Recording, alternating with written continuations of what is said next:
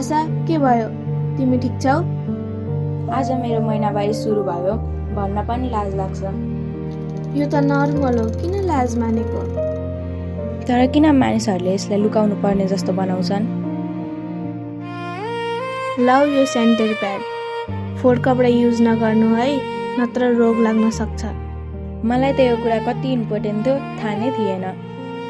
पानी पिउ, आराम गर, यो बारेमा खुलेर कुरा गर। महिनावारी सामान्य कुरा हो, लजाउनु पर्दैन।